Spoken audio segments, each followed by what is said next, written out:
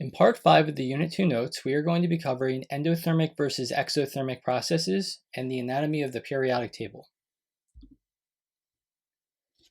An endothermic process is where energy is absorbed by a chemical or a physical reaction. So this is where energy is entering the system from the surroundings. And a good example of that would be an instant cold pack. So here we have two chemicals which are separated by a barrier. We crack it open, break the barrier, mix those chemicals up, and then as we touch the cold pack, our hand starts to feel cold. Now the reason why that happens is because energy is now being transferred from our hand into the cold pack in order to continue that chemical reaction. So since the energy is going into the cold pack, into the substance that we're kind of observing here, that is going to be an endothermic process. An exothermic process is where energy is emitted by a chemical or physical reaction. So a good example there would be this flames or campfire. So if I was standing around this chemical reaction which is occurring, I would be able to feel the heat emanating from it. So since heat is leaving that process, that would be an exothermic process. A good way of remembering this is if you can remember the difference between an endoskeleton and an exoskeleton. So an endoskeleton is like what we have, a skeleton inside the body, inwards. Whereas an exoskeleton would be something like what an ant would have, a skeleton on the outside. So here exo means outwards, whereas endo means inwards. For our checkpoint, we're going to be identifying each of the following processes as endothermic or exothermic.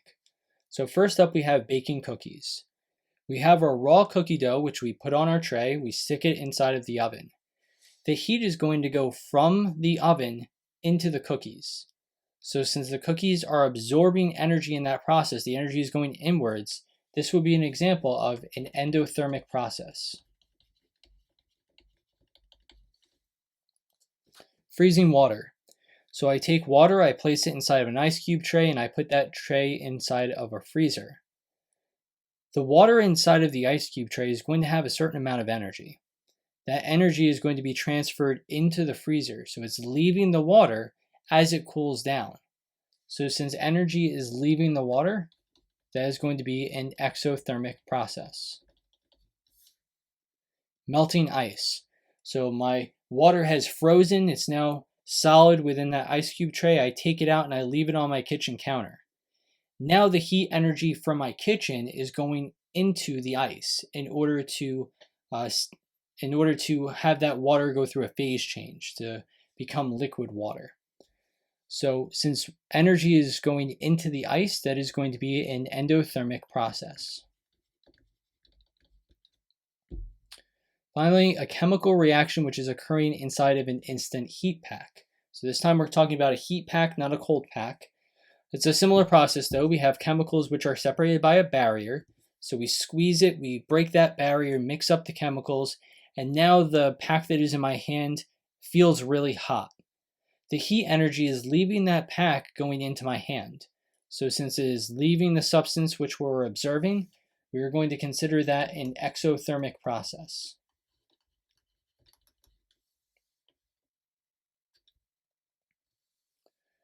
All right, now we're going to talk about the anatomy of the periodic table. So first, let's talk about the groups versus the periods. A group is a vertical column, also known as a family. Elements that are in the same family tend to have the similar physical and chemical properties. You should reference the alkali metal video, which should be an assignment on Kia. So if I consider elements like lithium, sodium, potassium, rubidium, and cesium, they may not act exactly the same way, but they're going to have very similar characteristics. These all happen to be very reactive when they're placed in water. You can kind of consider it how maybe you look similar to your siblings, not exactly the same, but there's definitely some family characteristics that you might share. So you tend to have those types of similarities within a column going up and down or a family. A period references the rows, so going from left to right. And the properties are not necessarily going to be the same here. When I look at potassium, which is element 19, this is a very reactive metal. As I move towards the right, I have more non-reactive metals. Eventually, I get up to these metalloids, which have properties somewhere in between the metals and the nonmetals. And then I end up with krypton, which is a gas that doesn't really react with anything. So there's not a whole lot of similarity as I go from left to right across the periodic table.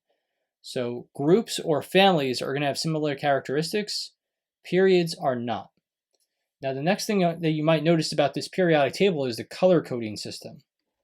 So here, our metals are in kind of this bluish purple color here. You can see that metals make up the majority of our periodic table, so most of our elements are metals.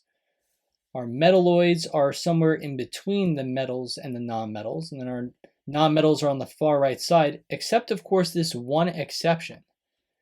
Hydrogen happens to be on the left side with all of these metals, but you could also say it kind of belongs on the right side with all of the nonmetals. There is a reason why it is on the left side. It has to do with the number of electrons that it has, but that's something that we're going to save for another time. So for right now, you just need to know generally where the different types of elements are. We could say our metals are on the left, our nonmetals are on the right, metalloids in the middle, with that one exception. Hydrogen is a nonmetal, which is on the left side. Now let's talk a little bit more about the properties of these three different categories, our metals, metalloids, and nonmetals. Metals found on the left side of the periodic table, they are primarily solids at room temperature. There's only one example of a metal, which is a liquid at room temperature, and that is mercury.